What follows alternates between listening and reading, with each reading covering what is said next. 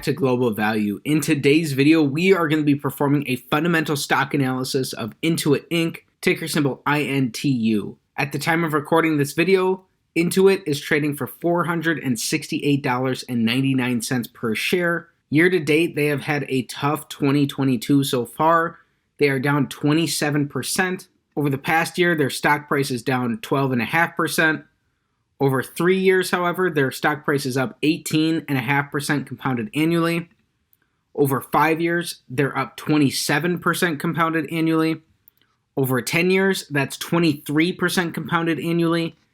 And going back prior to the global financial crisis, over the past 17 and a half years, Intuit has compounded at a rate of 19.5% compounded annually.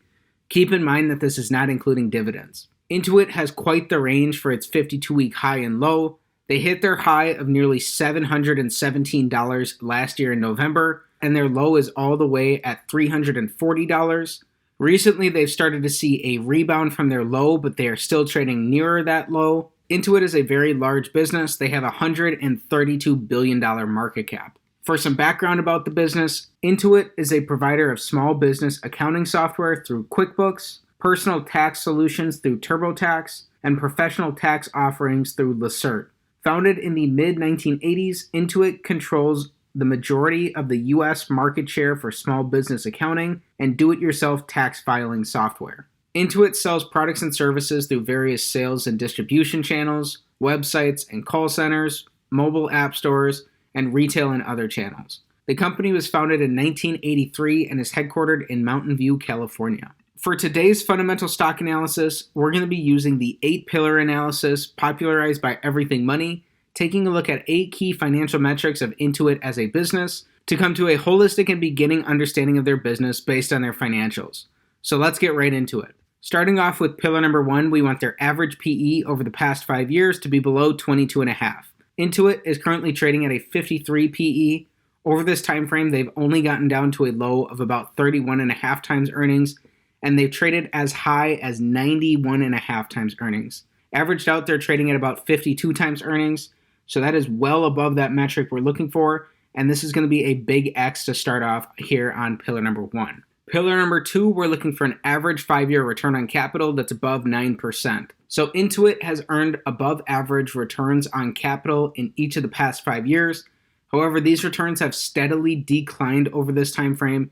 They had an absolutely huge 77% return on capital in 2017, but as of last year, that has fallen all the way down to just under 20% returns on capital. Nevertheless, they're still averaging about a 42.5% return on capital over this time frame, and this is going to be our first check on pillar number 2. Over the long run, a stock is going to return approximately what its underlying business returns, and these underlying business returns are going to be captured here by return on capital. If you're interested in Intuit as a business, you really want to understand whether these returns on capital are just going to keep decreasing or figure out the point where they're either going to rebound or steady out overall. So this is definitely something you want to understand here. I wouldn't think that Intuit would be at a risk of having too low of returns on capital, especially because they're a software business. But again, you just want to understand the company and market dynamics that are impacting this number here. Next up, pillar number 3, we're looking for 5-year revenue growth.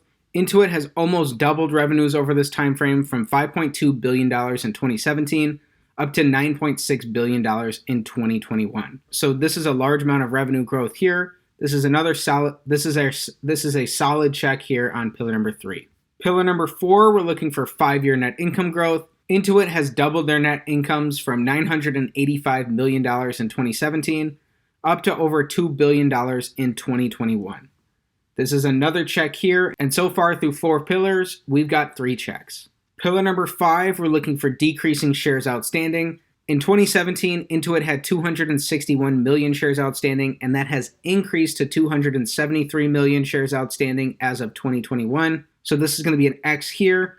They've diluted existing shareholders by about 4.5%, and some of this dilution has come on the back of recent acquisitions the company has made. We don't like to see this because when you purchase a share of stock, what you're really buying is a fractional ownership percentage in that underlying business. When a business issues new shares and dilutes existing shareholders, they're decreasing your ownership percentage in the business, which ultimately decreases the percentage of the business's profits that you're going to be entitled to. So we want to avoid that as much as possible. Again, this is going to be an X here on pillar number 5. Next up, for pillar number 6, we're looking for 5-year free cash flow growth. Free cash flow is cash from operations minus capital expenditures. It's this column here in green. Free cash flow is the lifeblood of any business, and a business's abilities to produce free cash flows now and until judgment day, discounted back by some reasonable interest rate, is ultimately what that business is going to be worth. So a business can use free cash flows to make acquisitions, reinvest back into the business, pay down debt, buy back shares, or pay dividends. In 2017, Intuit produced $1.5 billion of free cash flow, and that has grown. In 2021, they produced $3.2 billion of free cash flow. So they've more than doubled free cash flow over this time frame, and in an average year, they're producing about $2.25 billion of free cash flow. Another thing that we can see here is that relative to their cash from operations and their free cash flow that they're able to produce, Intuit has to spend very, very little on CapEx. So they are a very asset-light business that's earning above average returns on capital. And because they're using their cash flows to acquire new companies, Intuit has the financial characteristics of being in this class of wonderful businesses, being a light CapEx business with high returns on capital, and having that runway for growth. So those are all 3 phenomenal signs to see here for Intuit. Then I want to make note of Intuit's acquisitions. Last year, Intuit spent over $3 billion on acquisitions. And over the last 12 months, they've spent nearly $5.7 billion in cash on acquisitions. This is in addition to the shares outstanding that they've issued. Intuit last year announced that they were acquiring MailChimp for approximately $12 billion in cash and stock. And they've also acquired Credit Karma in recent years. So Intuit is increasingly using acquisitions to help support their business and fuel future growth. Next up, pillar number 7, we want their net debt, which is long and short-term liabilities minus cash and short-term cash equivalents, to be below their average 5-year free cash flow multiplied by 5. So this will help us evaluate how the business utilizes leverage. As of the end of fiscal year 2021, which ended last July for Intuit, they had negative $1.4 billion of net debt, which means that they had $1.4 billion in cash after paying off all their liabilities. If we scroll down, over the last 12 months, they've actually added about $5 billion of net debt over this time frame. So they've increased their debt quite significantly to help with these acquisitions. Still, they only have about $3.4 billion in net debt, and that's easily paid off after only 2 years of free cash flow. So this is going to be a big check here on pillar number 7. The company is very conservatively financed, and based on their abilities to produce free cash flows, they are more than able to pay off all of this debt and then some. So that's a check here on pillar number 7. Finally, the big pillar of them all, pillar number 8, we want their market cap to be below their average 5-year free cash flow multiplied by 20 to give us a reasonable starting point for evaluation of the business. So currently, Intuit has a market cap of nearly $132 billion. When we multiply their average 5-year free cash flow of $2.25 billion times 20, that only brings us to $45 billion. So while it's probably fair that Intuit deserves a higher valuation metric than this, we're still off by nearly $90 billion here. And given that they'd be trading at both a very, very high PE multiple and a high free cash flow multiple, it looks like, based on their abilities to produce free cash flows, the business is richly valued. Again, we don't just want to take one metric in isolation. We want to consider Intuit holistically. And Intuit looks like it has very strong business fundamentals here. However, even the best businesses aren't worth an infinite amount. And in any sort of investment, we want to make sure that we're getting more value than the money that we're spending. Lastly, here we're looking at Intuit's dividend profile. So in each of the past 5 years, Intuit has increased their dividends per share. And in each of the past 5 years, they've increased their cash flows per share. 2017 was their highest dividend payout ratio. And since then, they have not paid out more than 25% of their free cash flows as dividends. So it looks like Intuit has a long runway ahead of them to keep increasing this dividend per share.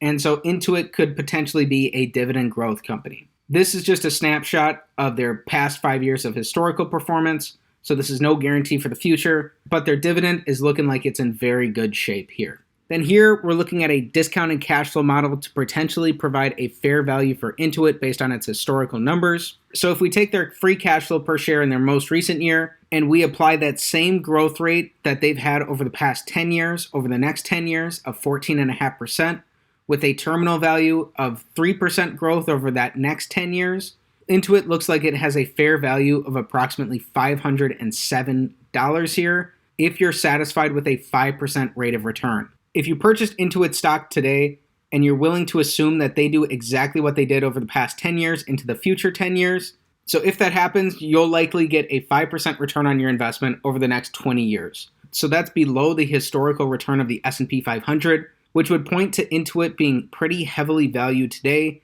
even with their huge decline in their stock price. So again, this type of discounted cash flow model and this type of analysis overall are a holistic starting point. It's not financial advice. In order to meet this kind of metrics, you'd have to believe that these assumptions are correct, which this is just based off their historical averages. This is not a buy or sell recommendation of Intuit, and before making any sort of investment decision, you should consult with the proper financial professionals. So in summary, Intuit checks the box on 5 out of 8 pillars. Based on our valuation metrics and the fact that they've had slight shareholder dilution, it looks like the business is richly valued compared to their abilities to produce free cash flows, although they're earning quite above average returns on capital that have been trending down, however, over the past 5 years. They've also seen significant increases in their revenues, net incomes, and free cash flows, and the business is very conservatively financed with only a little bit of debt on their balance sheet. Intuit's dividend looks like it is very healthily supported by their ability to produce free cash flows, and you could reasonably expect that that will continue to grow as potentially a dividend growth stock now and into the future. Then, based on their overall valuation, it looks like Intuit is richly valued even despite their recent drawdown. Again, if you believe that those historical assumptions will apply to the future, you could reasonably expect to earn about 5% rate of return over the next 20 years investing in Intuit today. Again, this is not financial advice. It's not a buy or sell recommendation of Intuit. This is a holistic beginning understanding of the company to determine whether it's worth your while to learn more about the business.